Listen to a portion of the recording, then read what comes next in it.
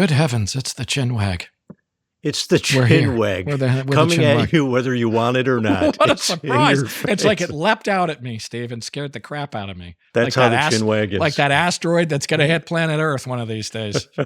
That's us on a direct path with listeners around the globe. You might forget about us for a few days, but every Wednesday we drop. And now occasionally, here Paul is reading some story, and there might be some additional stuff. Might be an additional thing. Yeah, we should see what happens with that. That was fun to do. I would enjoy branching out. Branching like a rhizome. The like octopus, the worldwide octopus of Chinwag like that's getting communism. Into, yes, that's right. Is that what it was? Because I was sitting here thinking, what that was a thing, wasn't it? Like keep watching the skies. Oh, was it? Was it the octopus of communism?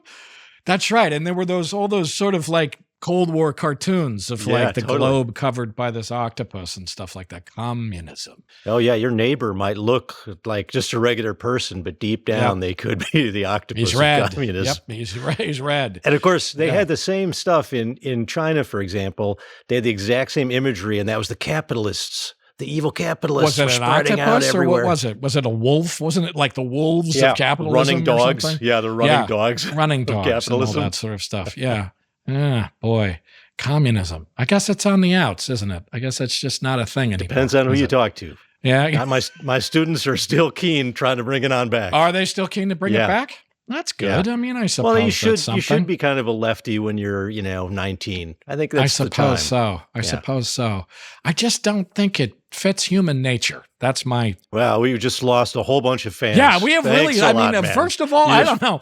Why are we even talking about this? Like, I'm not qualified to talk about any of this. What the fuck? That doesn't stop you. Yeah, well, it does now, because it's like, who the hell needs to keep going down this road?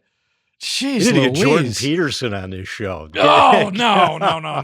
Let's keep everything just where it is with UFOs and keep it all safe and sound. I agree. In the realm of the esoteric and the impossible, the unbelievable, and the eccentric. The important stuff is Bigfoot and not communism or capitalism, but Bigfoot transcends. Keep your eye on Bigfoot. Absolutely. That's where happiness lies. Friends, thanks for joining us here on Political Talk. Jesus. It's a pleasure. It's a pleasure always to see you, Steve. Did anybody ever call you Oz? Did people call you Oz? Dr. Oz? People would, they would make fun of my name because it, of course, sounds like the disease, and disease is always funny. Yeah, always hilarious. See, but as a kid, I got a lot of that. I'm sorry. Well, I take it back then. I won't call you Oz or anything like that. No, I'm not bothered by that. I find that endearing. Oh, good. Great. Endearing. It endears me to you, actually, my use of the nickname for you. Oh, that's nice. That's good. It makes me, it humanizes me. I like nicknames. Yeah. I like nicknames too. I'm kind of like legendary with just slapping nicknames on people. I hope I'm not that annoying guy where it's like, oh God, here comes the guy who calls me. Well, here comes the guy who calls me Bubbles all the time and thinks it's funny. I don't think I'm that guy. Exactly. I hope not. Do people have a nickname for you that we need to hear about here on the Chinwag? There was only this is interesting. Yeah. This is a Chinwag exclusive.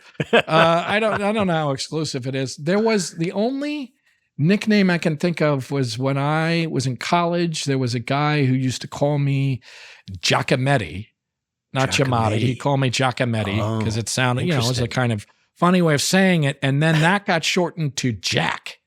Oh, Giacometti got shortened to Jack. So there's a certain segment of the population out there, 0.0000001% of the population that calls me Jack. That occasionally hilarious. Calls me Jack. Yeah, which I've always liked. So you're still friends. This was not like a bully that was harassing you. It was more a friendly No. kind It of thing. was one of my college roommates. It was one of my dear friends and college roommates. And he, so this guy used to be from college. It's sort of like a small, but I like Jack. Jack is kind of a good, kind of manly name. I think the nickname says this person is like a friend that's so close that that their name is too formal. I can't use their name. I have to use something that's even more, that brings me even closer to them. That's my feeling about the nickname. Yeah. Jack, I was like, Jack Giamatti, because I don't love my name, Paul. It's okay. It's a good name. I mean, but Jack Giamatti, I had a moment of thinking, should I ever change my name? And I think I briefly thought of Jack Giamatti. And I was like, that just sounds like, I sound like a guy, Jack Giamatti Chevrolet down at, you know what I mean? That sounds like. Jack Giamatti. Come on down to Jack Giamatti Chevrolet. You know what I mean? It's just like, that's good. Down to Giamatti Chevrolet, we got deals. You know what I mean? It just sounds like or like an action hero. Ask for Jack. Tell him Jack sent you. What's it? Or it could be like an action hero, like if you were an actor, Jack Giamatti in. I guess so. But action heroes never have Fists of Death. Exactly. If they have an Italian name, though, it's going to be like, I don't know what it's going to be. It's not going to be Giamatti. Then it's going to be like DeSalvo or something like that. You know, it's going to be something like a little bit tougher. De Niro, Jack De Niro. That's what I should have changed. That's what I should change my name to. Well, by any other name, this is Chinwag, and welcome to it. We are not changing the name. Ever. Yeah. If you're still listening, thank you. If you actually made it this far through all the Cold War talk and then all the Jesus, welcome. Thanks for being here. Yes. You know, it's been a wonderful thing seeing all the folks that are listening and we got becoming a good aware community. Of folks. We go out and we've gone on the road a couple of times. We have a road show. We've taken it out on the road. It's super fun meeting the fans at the shows. It really is. And it's really a great mix of people. Like, amazing. A couple, like you see, like even families coming, like you know, like they'll be like teenage, you know, and then their parents and stuff. Yeah, it's really interesting combination. Grown children with their parents and stuff. I mean, it was like, wow, this is bringing families together, which is nice. That's what the Chinwag's all about. It is building bridges across the generations. It really is. Gosh almighty. But and keep it going. Keep coming. Keep the comments coming. Keep the ratings coming, and tell your friends about it. Spread the word. Word of mouth. Yeah, tell your weird friends to listen to the show, and then of course to rank and review us. That's really helpful for people to find the show. Text them this podcast, for crying out loud. That's right. Text them. This is a good one. Text them the link to the podcast. Spread the word. Evangelize for us. Evangelize. Proselytize. Proselytize people. Convert them. No, it's like really get them on our side. Tie them up in your basement. Force them to listen to Chinwag. All right. Now it's force them to listen to Chinwag. Just make them absolutely talk about brainwash them into loving it. No, it's really great, and it's great to go look at the comments and stuff. Yeah. It's been great to go and see some people repeat, and some people give us the 5-star reviews. It's been awesome. There's all kinds of people. And it'd be nice. I'm going to actually, you know what, Steve? I'm going to actually give a shout out to some of these people. Here we go. Oh, let's do it. Let's do it. Yeah, the personal touch. Watch this. All kinds of fantastic people. New York City highwaymen. How about you? Yep. MB in Connecticut. Yep. The former Cyrus Teed apologist. That's a reference to the Hollow Earth, folks. That's right. That's our fans are deep into the Chinwag. Now I've got Big Love 1, 2, 3. Yeah, we got Sabrina Wench. Ichabod Jones. Misbehaving. That's boy. Nice. That's nice. I like it. We've got David N. Lewis. We know who to call if a guest calls out sick. That's right. Apparently, you're ready to fill in at any time. Thank you, David. So many people. It's really awesome. And we appreciate everybody's kind thoughts and words. Even you, Devilzilla, who out there was not had a bone to pick with us, I gather, about Occam's razor. Yes.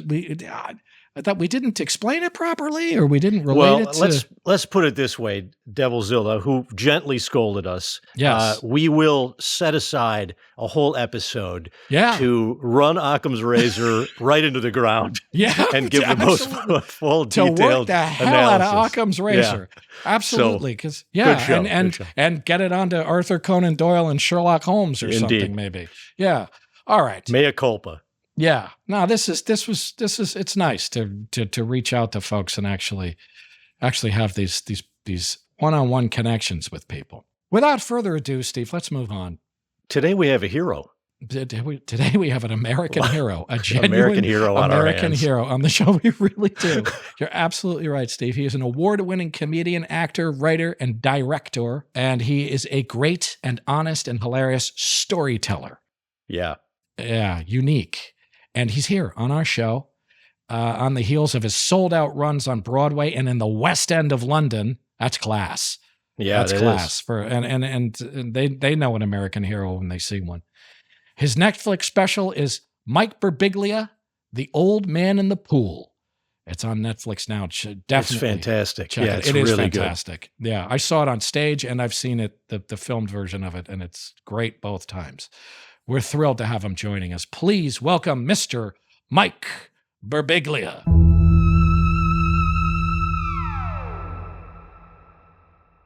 Hey, how are you, Paul? Welcome. Thanks for coming, Mike. It's a real Thanks a lot. Thanks for having me. I was blown away by your movie this weekend, and it's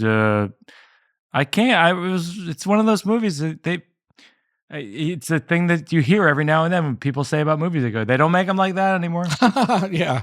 Well, thanks. I appreciate it. That definitely the point was to make something that they don't make anymore. Yeah. I mean, that was the idea behind making that one, was to sort of do something. An extraordinary amount of patience and thought into the compositions. And I mean, I mean, it's a whole other podcast, but I would pick your brain for 5 hours on the making of that movie. Oh, fantastic. Well, listen, I'll come by. Yeah, come by. If you want to pick my brain, I would happily do that. And listen, I had the pleasure of watching your film, The Old Man in the Pool, the Netflix special. Yes. Yeah, we just saw it. Fantastic. And I was saying I had seen it on stage. Yes. And it was great seeing it again. And it's fantastic. And thanks. I don't know what your pieces I love more, but I think I love them all equally. So it's like it was just as great. It's always great. That's so nice of you. It's terrific. It's a big testament to all these shows I do, Sleepwalk with Me and My Girlfriend's Boyfriend, and now The Old Man in the Pool. So much of it too is our mutual friend Seth Barish, who directed the shows and is just a great mind. He's a great mind for story, mind for theater. I want to actually delve a little deeper into a piece of performance of yours that really just blew me away, which was your delightful cameo as Preston in the Taylor Swift video. The Taylor Swift video. Anti-hero, which I want to hear about that too. I had actually not known that you were in that. And it was a year ago or so that it came out. Yeah. And first of all, it's great and fascinating. Thanks. How did that come about? Do you know Tay-Tay? Are you like friendly with Tay-Tay? Are you a Swiftie? The whole thing I'm fascinated to talk about. I think I'm all of those things. I know Taylor through just a little bit through a mutual friend, Jack Antonoff, who in the special and collaborates with Taylor and has for many, many years. They write songs together. He produces her albums. They've worked together for years. And as a matter of fact, this is a little bit of trivia from The Old Man in the Pool. There's a song that plays at the beginning and the end of the show, and it's by a group called Red Hearse. Mm-hmm. And it's kind of like this hip hop trio that Jack Antonoff is a member of. It's a guy named Sam Dew, Jack Antonoff, and a guy named Soundwave, and the three of them are Red Hearse, and that's a great album. So I know, yes, and I've known Jack we've been close friends for 20 years. I went to his wedding this summer, and he and Margaret Qualley got married, and then Taylor. It just so happened I met her, and it was the week or the day or the week or whatever when she was writing the song Anti-Hero, and a lot of times she'll conceive videos and songs simultaneously. And I don't know if this has happened to you before, but she didn't tell me at the time, but in her mind she was like, "Oh, he would be good for this," which is this completely absurd character, this dystopian future version of her son, and I wear an outrageous wig, and you got a fantastic wig. You have a really she wrote and directed it, and she's just phenomenal. She's one of those people who obviously is one of the greats in her field, but also it carries over into whatever art form she dips her toe in. It's extraordinary, isn't it? Can you help us understand the phenomenon of Taylor Swift? Because what's great is that you're helping us connect to the zeitgeist here, Michael. Yes. You're helping us appeal to the youth market here, which is one of the reasons I'm bringing it up. We already have a huge youth audience. But what is the phenomenon? It's fascinating. She's a good songwriter. She's a great singer and a great performer. I mean, she's very good. But then there's the phenomenon of her fans, which is kind of hard for me to understand, although maybe the Beatles were like this, maybe Madonna was like this. I just don't remember. But is it really the same thing, or is it something new? I think that, I don't know. I think the Beatles are a good comp for that. I don't really know. I mean, it's not my field, but I would say like, Don't let that stop you. If you're that doesn't stop anybody on this show, by the way. Well, I think if you're that prolific and great for that long, which in this case is, I think, about 15 years, you end up being a part of people's childhoods and their, when they go to college and they're out, you're there for a section of their lives. And so, on a super small level, I have that with my fans where I'll tour and people will come up to me and they'll be like, I've been with you since Sleepwalk with Me in 2008, it's 2023. And it's like, and when you did My Girlfriend's Boyfriend, that's when I was getting married. When you did the new one, that's when I was having a child. And now it's like, The Old Man in the Pool is about mortality. It's like, this is when I'm contemplating mortality and health elements and all this stuff. And it's like, I do think that factors into it. I think that's a lot of it. Speaking of today's youth, you're on TikTok. Yeah. That's interesting. You say it that way. You say it that way, and I'm interested to know because I read some stuff where you talked about it, and I was not pleasantly surprised. I just was like, "Oh, Mike is cool with this. Mike is good with TikTok." Whereas I'm the most paranoid person in the world. I see nothing but sort of death and disaster everywhere around me. Big brother. Yeah, Big Brother, and all kinds of things, and everything's destroyed. It's the end of civilization kind of thing, which I don't know. I don't always feel that way. I have more nuanced vision things, but TikTok is a really weird, somewhat menacing thing to me. Fascinating, but you're on it and you're cool. You're good with it, and you enjoy. I mean, it. I feel like I'm borderline addicted to it. So that's unhealthy. So am I. I don't want my daughter. Yeah, you do on it a lot too, Steve. Right? Yeah, interesting. Yeah, I do. Interesting. Here's the pros and cons of TikTok and Instagram, in my opinion. So the pros are, I have, in some ways, for an artist, a musician, comedian, it's like a dating app in the sense you go, hey, here's a 30-second clip of what I do, and people go, hey, I like that. Let me follow this. Maybe I like this person. You know what I mean? Next thing you know, the person comes to see your show in Atlanta. You know what I mean? That's great. That's a great outcome.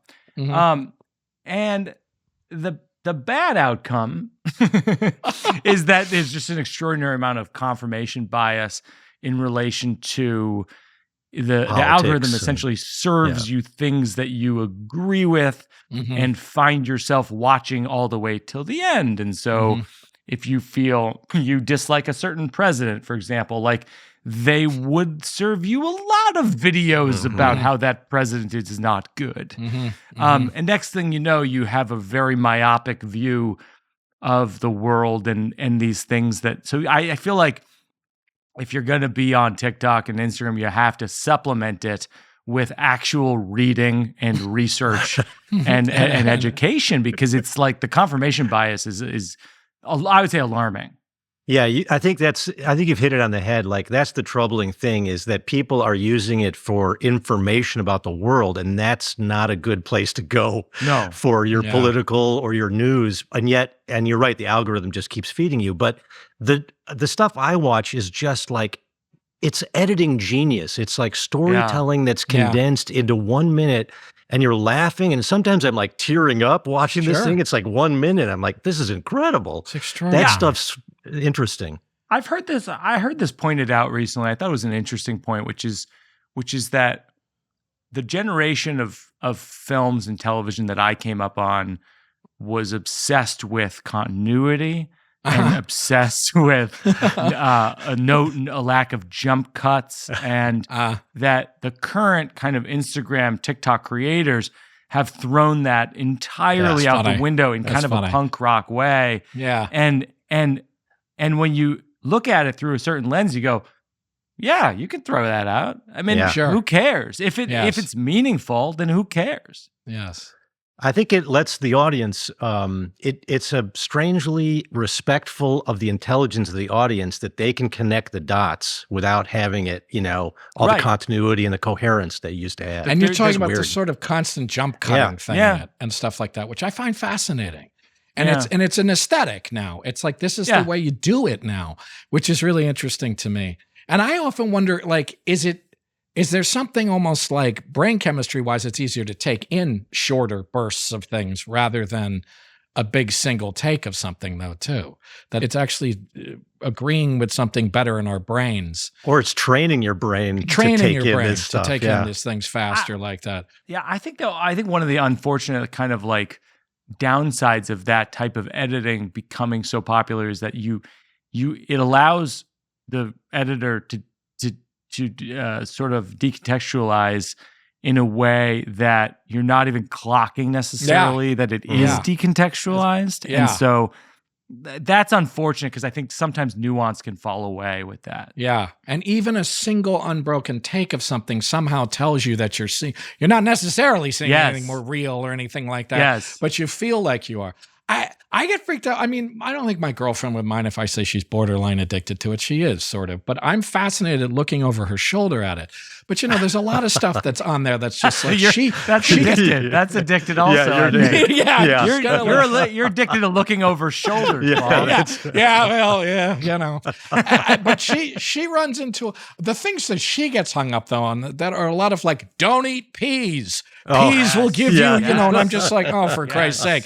So there's a lot of her being like, don't eat peas. And I'm just like, oh, man. But also, I just get freaked out when she's just scrolling through it by the sheer river of humanity. Yeah. By just the endless, infinite. I'm like, this won't end. And there's something about the mass of it and the speed of it just freaks me out, man. And also, like, it'll be an image of war that's actually happening, and then some hot girl jiggling around, and then and you're like, whoa, I can't even make the emotional. The juxtapositions of things are intense. Steve, that's about you. Okay, that's my feed. Okay. You're giving away too much about your algorithm. That's interesting. That's a very revealing moment. Keep it in. Tell the editors, keep it in. It's very, very revealing. Talk about vulnerable. But what I'm interested, Mike, are you freaked out by artificial intelligence? Is it? You are, and you're like. But I also think I am. But I also think the ship has sailed.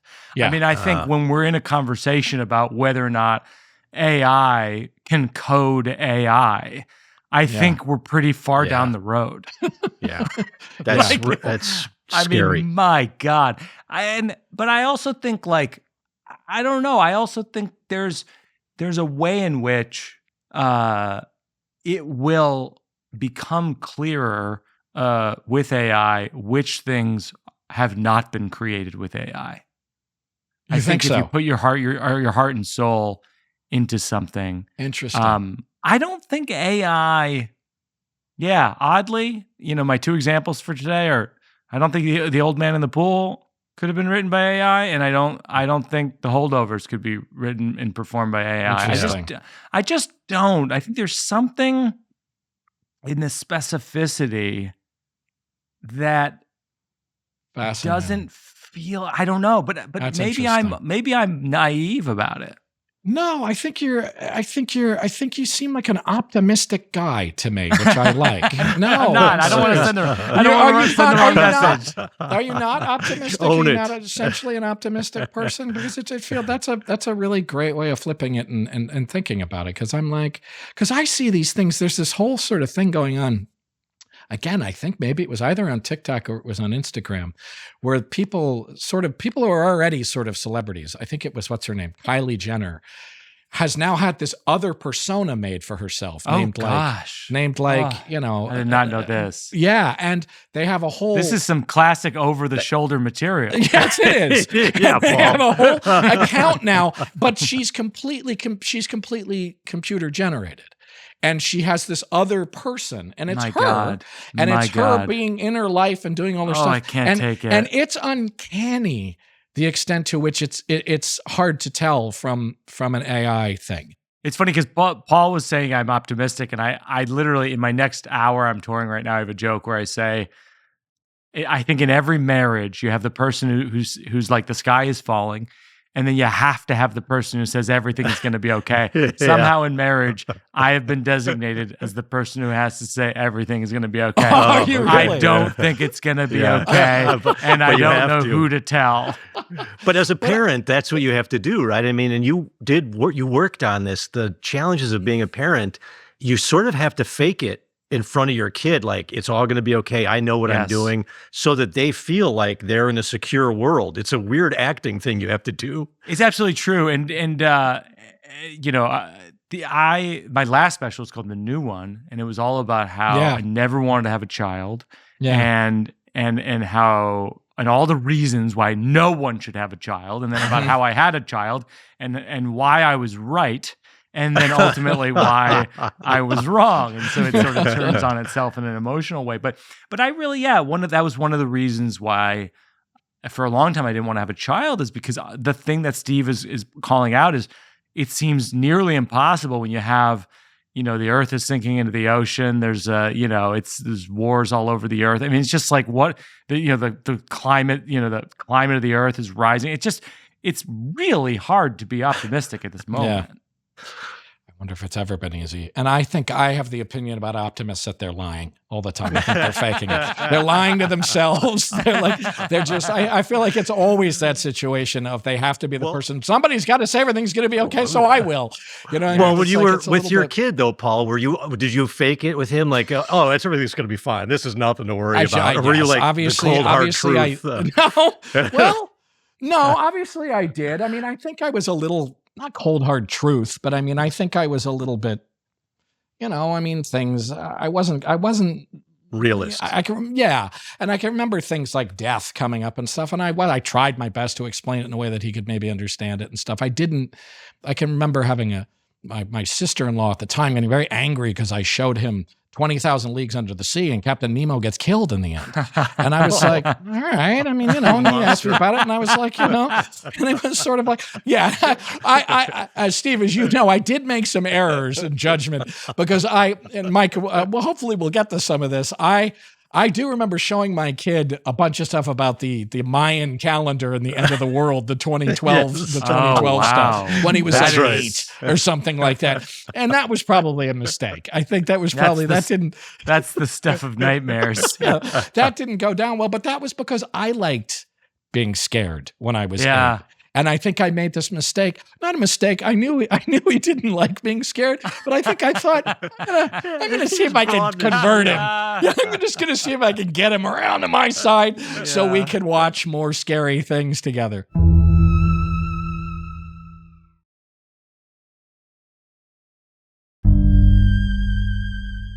Do you like scary stuff, Mike? Are you a horror movie guy? It's funny. I have a hard time making it through horror movies. Like the closest for me is I can get to is like Get Out or the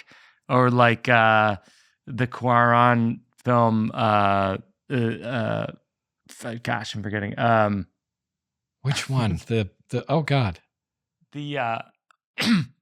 The one where the end of the world and there's one baby, there's one child. Oh, Children of Men. Oh, Children of Men. Children of Men, which is sort of great movie. Great movie. Yeah. That is a great movie. Yeah, so like Get Out or like Children of Men. Like I like things where I get the idea of what the horror of the whole thing is, but I don't have to see the entire horror of it. The entire thing of it. Yes. Yeah. Interesting. I like that too. But you do. But Paul, you do. I do. No, I do. I'm big on stuff like that. It's interesting, and I often wonder if it's nature or nurture kind of thing. Like if that's just I don't know, I was just born that way, or is it that something, seeing that, Steve and I talk about this kind of thing a lot because of like what it is forming imagination and stuff like that, and why my imagination took that turn. And you have explanations for it, Steve, about sort of it firing off certain chemicals in the brain and stuff like that too. That you it's a thrill ride for the brain. I mean, your brain evolved to keep you safe, and then the horror comes along and it triggers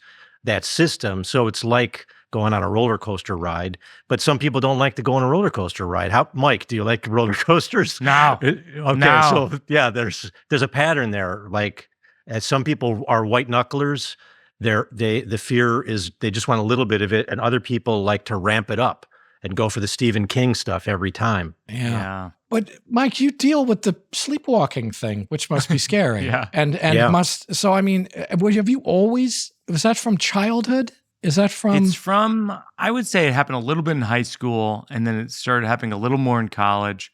And then in my 20s, when I was sort of hitting the road as a comic and trying to, scrap together $40 here and $75 there with small gigs opening for people. And I was really check to check, and I had a lot of anxiety, and that's when I really started sleepwalking, because I was sleep deprived, which is a huge thing. A lot of my friends will say to me that they're sleepwalking. I'll say the first thing is, I always say, is just sleep hygiene. There's a book I love called The Promise of Sleep, and a lot of it is about not crashing into sleep, like landing the plane into sleep as opposed to crashing into it, not being on your phone before bed, not watching TV news, like all these things. And is that also like not being exhausted and just passing out? Sleep deprivation. Sleep deprivation is a huge, huge, huge trigger. And like, honestly, like I don't really, I years ago, I jumped through Second Story Window, and I wrote a book about it, a special and a movie. And I'm actually, oddly, on my tour, I'm going to Walla Walla, Washington, which is where I jumped through the window. I know. Is that hotel still there? Is the yes, they changed the name of La Quinta to the Comfort Inn. I mean, maybe they changed ownership. I don't know. Yeah, they must. But have. It's there is a plaque. Ira Glass, who produced the movie with us. Oh, come on. He sent a plaque that said, 20 years ago, Mike Birbiglia jumped through the second story window. True story, Google it. And it's on the wall. And so sometimes my fans will go there as sort of cool. That's sort of a pilgrimage, and they'll stay in the room, and people Instagram photos of it to me. Amazing. But do you have dreams? Like, do you, are you dreaming that, and you remember the dreams the next day that correlate with these body actions? So what I have is called REM sleep behavior disorder, where people have a dopamine deficiency, which is the chemical that's released from your brain into your body when you fall asleep to paralyze your body so you don't do what's in your brain. Mm-hmm. So I would have, at this time period in my life, I would have these extreme dreams. Like, for example, when I jumped through the second story window, I had a dream there was a guided missile headed towards my motel room, and that all the missile coordinates were set on me. And I decided in my dream, and then it turned out in my life, that I would jump through the window to detonate outside the window to save the platoon. Oh my God, it's great. Oh, you were doing that to save it. You figured the missile would follow you outside the, oh wow. Okay. Which circles back to the original premise of the podcast today, which is I'm a hero. Yes, I was going to say, you totally proved. It absolutely does. You're it had to come full circle. Absolutely. I jumped through the window, and then I landed on the front lawn. But you weren't dreaming that you were where you were. You were dreaming that you were in a motel in the dream, or were you at a? Yes, it was a blend of reality and fiction. So I was in the motel in Washington State, and but I was with these military folks. And I don't know why. I mean, honestly, like when I think back to that day, I mean, certainly there was a lot of sleep deprivation, a lot of anxiety in my life. And then I was listening to, it was an NPR. This goes to show, this is a counter argument to your point about how you like gory movies and things, sometimes the goriest things can be an NPR report, very even keel, telling you the end of the world may be imminent. Absolutely. No, nothing like that soft NPR delivery of the worst fucking things possible.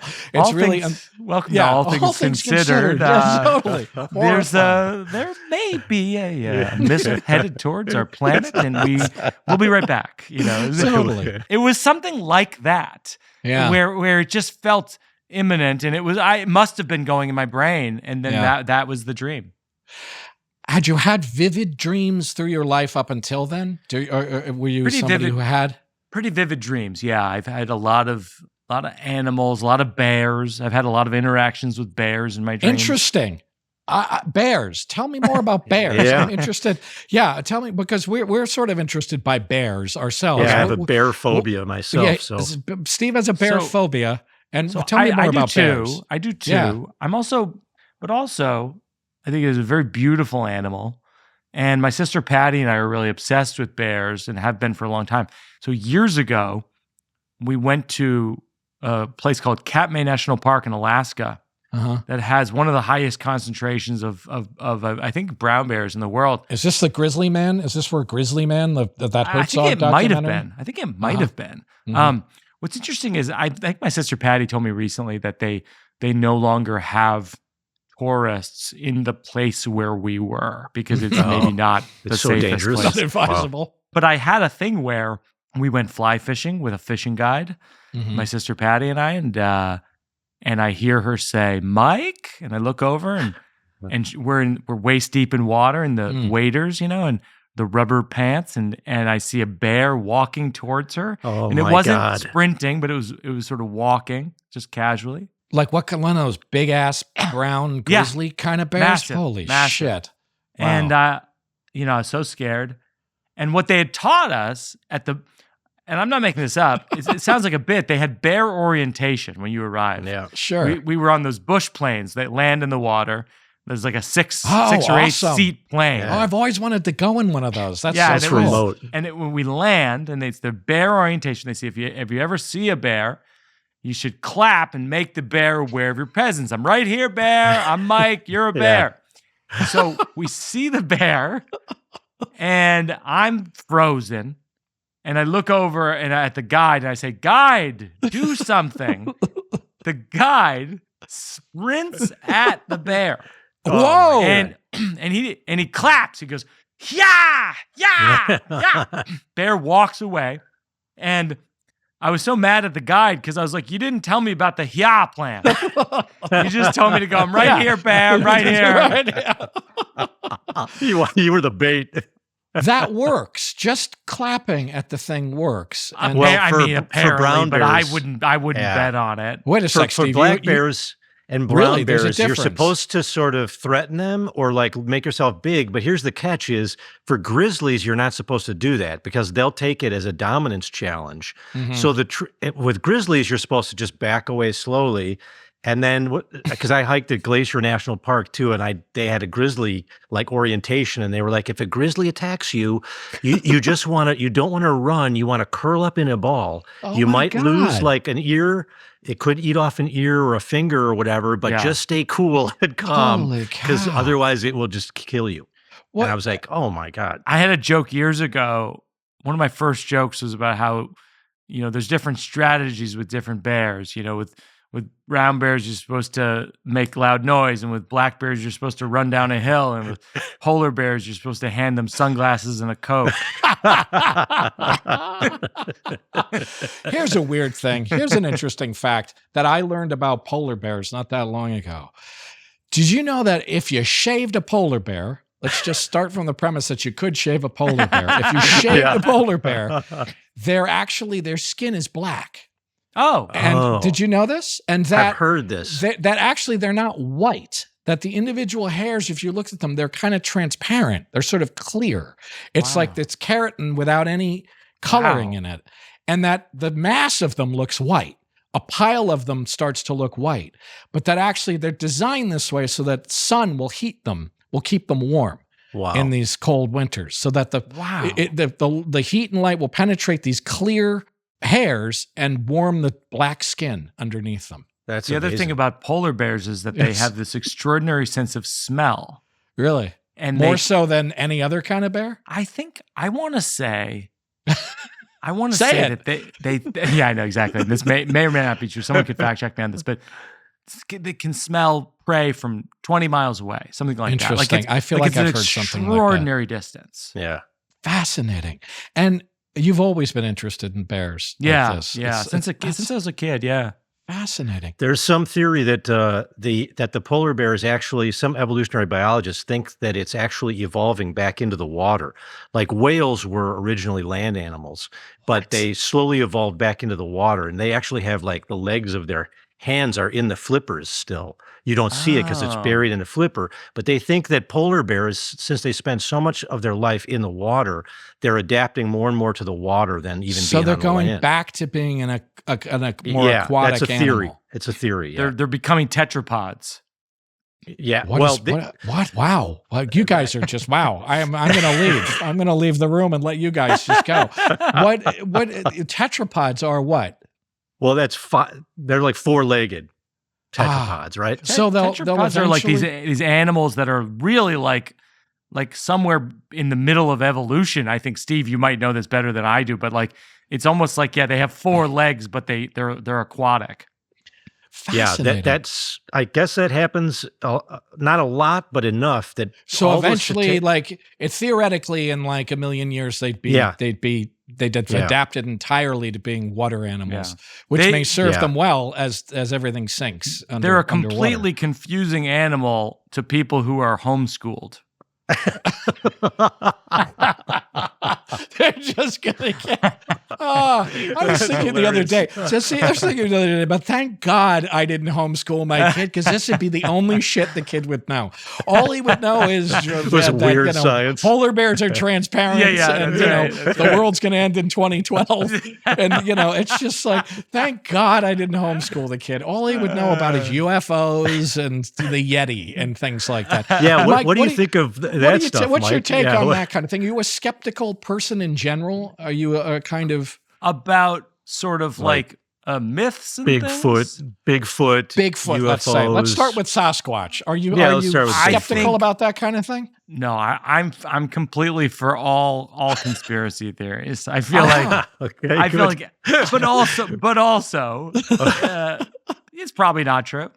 But not Pizzagate. It's probably not true. But there's probably something that happened. I think generally, if somebody says, "Hey, I saw this 14-foot tall animal," you go, "Might have been 11." You know what I mean? I don't think it was 4 feet tall. Okay, that's generous of you. No, that's good. So you're willing, you're open-minded. You're very open-minded. Don't you think, Paul? I don't think people are wholesale just making up stories. I like your approach. I think there's exaggeration. I agree with you. Yeah. Yeah. Good faith and then exaggeration. Yeah. No, I agree with you. This. There definitely are people who are trying to fool people and stuff like that. But I do think that there's plenty of people who are genuinely not meaning to mislead. Well, I was in Scotland. I did the show in Scotland this summer, which was amazing. If people haven't. Oh my God! If people have not been to Edinburgh, Scotland, I was just there too. We were just there. Yeah. What a place! What a place! So absolutely outrageous how gorgeous it is. But Loch Ness is an interesting one because it's like, it's probably some kind of animal, and that animal probably pretty big. but not 30 feet, just more like 10. That's an excellent attitude about it. I like it very much. What about like the UFO thing? Are probably. I mean, come on. It's like, what are we doing here? People have been seeing UFOs for like 60 years and longer in years. theory. I mean, it goes back to biblical thousands times. Of years, and you're just going to say, no, they're not, those people are all crazy? No, there's probably something. I like it. No, this is fantastic. How about ghosts, Mike? How about things like ghosts? Sure. Why not? Fantastic. It's as good a theory as any. Have you ever had any experience with any of that kind of thing? I've never had an experience with that, but I have ridden the New York City subways, and I'd say past 3 a.m. you start to see some ghosts. Interesting. I've always wondered if there's like ghostly stories connected with the subway and stuff like that. If there's like, I know what you mean. I've seen some spooky shit on the subway. That's for sure. I used to take the subway home when I was starting out. I lived in Brooklyn, and I was at Caroline's Comedy Club, which doesn't exist anymore, but it was, they used to have shows where we would perform for kids who had just gone to the prom. And oh God. And it made no sense. And the shows started at 3 a.m. So I would have to do the show. I was so desperate for making a living that I would do these shows. And then I would take the subway back to Brooklyn or actually Queens as well. I lived in Brooklyn and Queens in that period. And it would be 3, 4 in the morning. And the things that you would see were so close to ghosts or apparitions or thing. I mean, you just couldn't even imagine what you see on the subway at that hour. No, it's funny because now there's a whole sort of, the subways are crazy still, and they're getting crazy again, or crazier than they were. Yeah. So many younger people I know are now like, it's bad on there. And and they'll say to me, it's like it was in the 70s or the 80s. And I'm like, it is not like it was in the 70s or 80s. I'm like, I was young. I was a kid. I remember, I'm not from New York even. I'm from Connecticut, for crying out loud. But I was like, no, it's just not as crazy as it used to be. First of all, the cars themselves were terrifying. Yeah. It's like the windows were missing and it was crazy inside the cars, but there was also just the level of mayhem and menace was. I heard Colin Quinn describe it. Colin Quinn's one of my favorite comics, and he's very funny. He described it as, he goes, it's not the same. People compare it to the 70s. The subway's not the same. He goes, in the 70s, now, he goes, there'll be one guy. Guy's gonna come at you. You go, I could take him maybe. I could distract him. I run out of the thing. He goes, in the 70s, there'd be groups of people, and they would take over the subway, and there's nothing you can do. You're done. That's Escape true, from though. New York. It's not. But it was the Warriors and stuff like that. Yeah, the Warriors. It was ridiculous. Yeah, the Warriors. Yeah, it really was. It was crazy.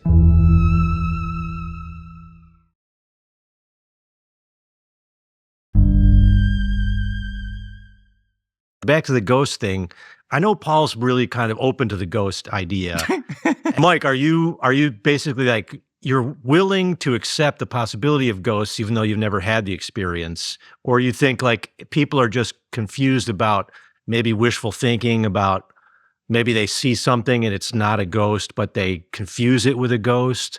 I feel like there's the odds of people inventing, whether it's ghosts or whether it's Loch Ness Monster or aliens, whatever it is, the odds of people just making that up whole cloth, it's so deeply unlikely to me in my life experience.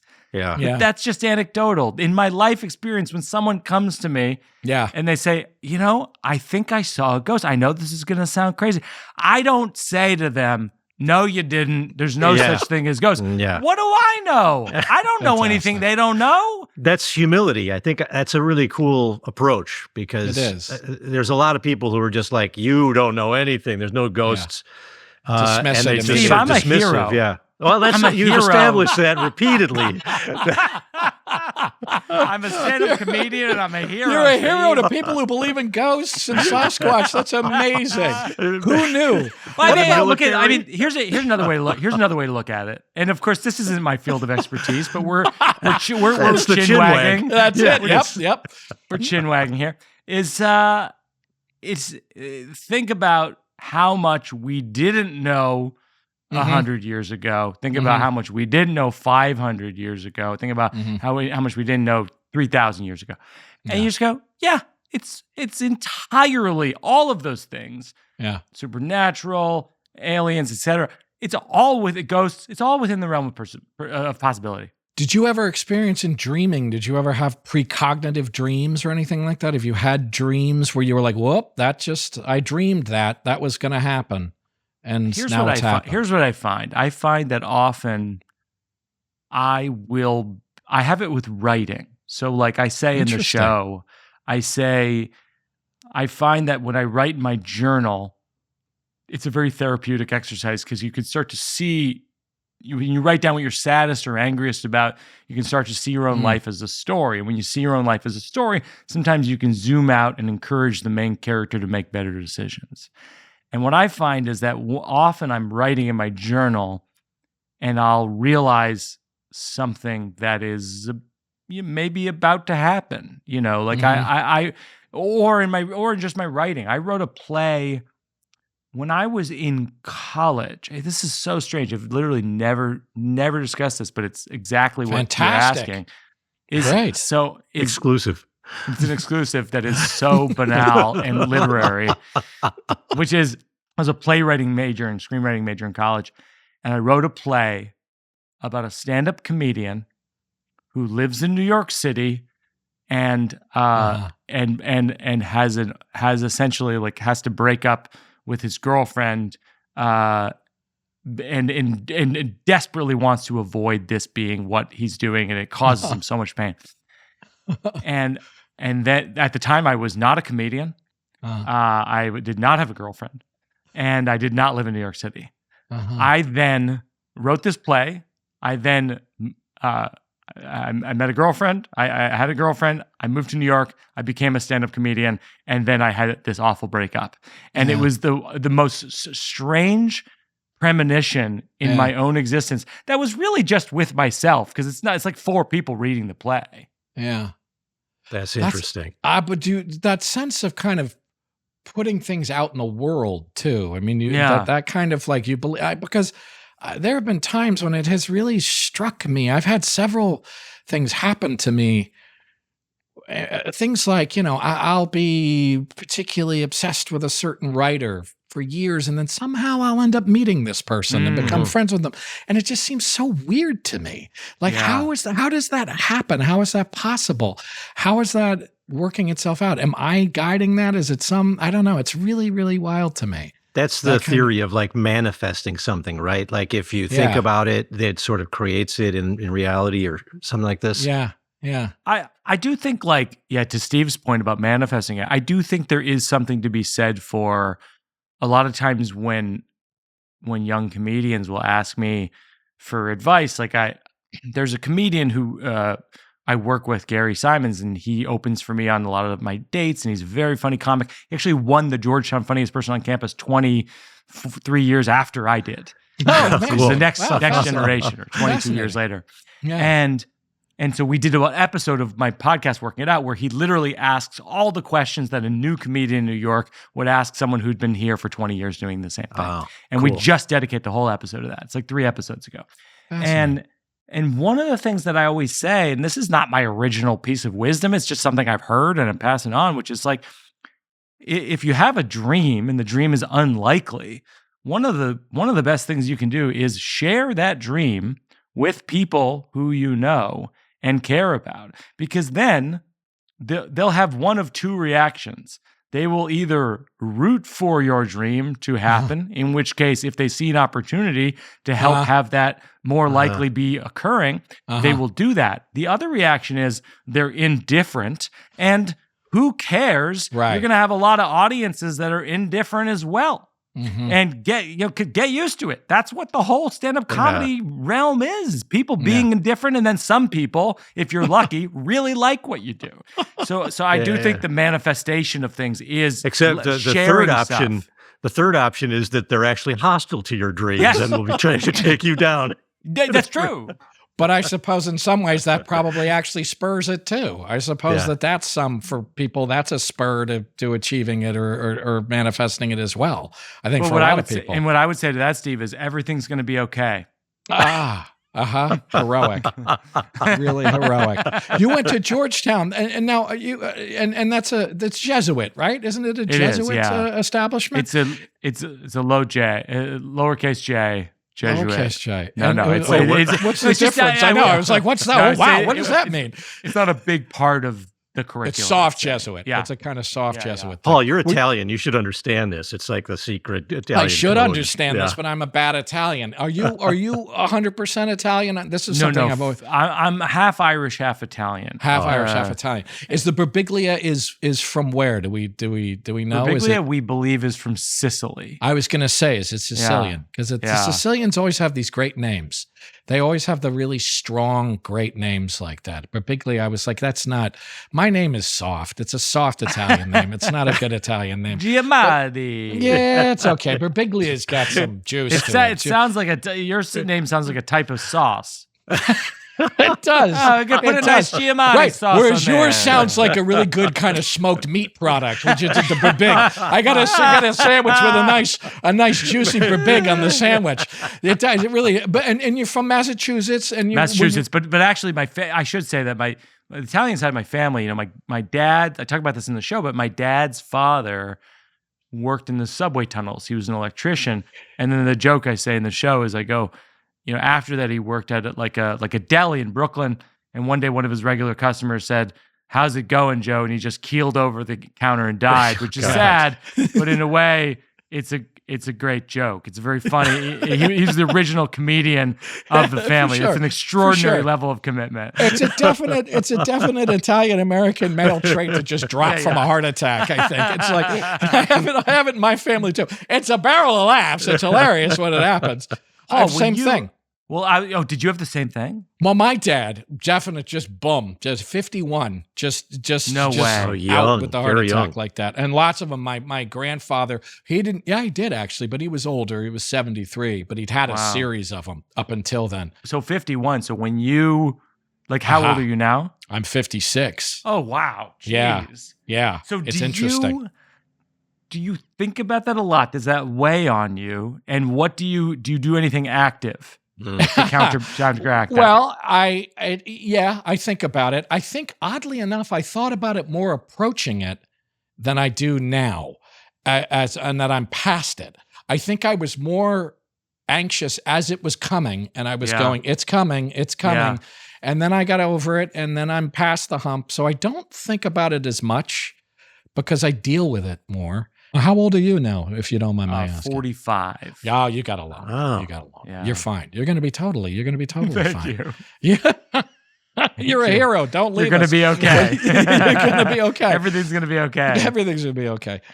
Mike Birbiglia. It's been so fun. This has been a very worthwhile chinwag, I think. Definitely. Thank you.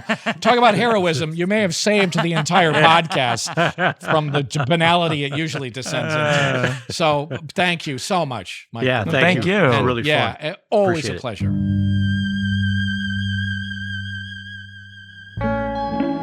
Chinwag is a production of Treefort Media and Touchy Feely Films, hosted and executive produced by Paul Giamatti and Stephen Asma. Executive producers for Treefort are Kelly Garner and Lisa Ammerman. Dan Carey is executive producer for Touchy Feely. Our series producer is Rachel Whitley Bernstein. Original theme music by Luke Topp, with additional music by Via Mardot. Oscar Guido is our executive in charge of production. Tom Monahan is head of audio for Treefort. Animation created by Alex Sokol. Editing and mixing by Jeff Neal. Lastly, for more information, go to chinwagpod.fm and find us on Instagram or TikTok at chinwagpod or on Twitter at chinwag_pod.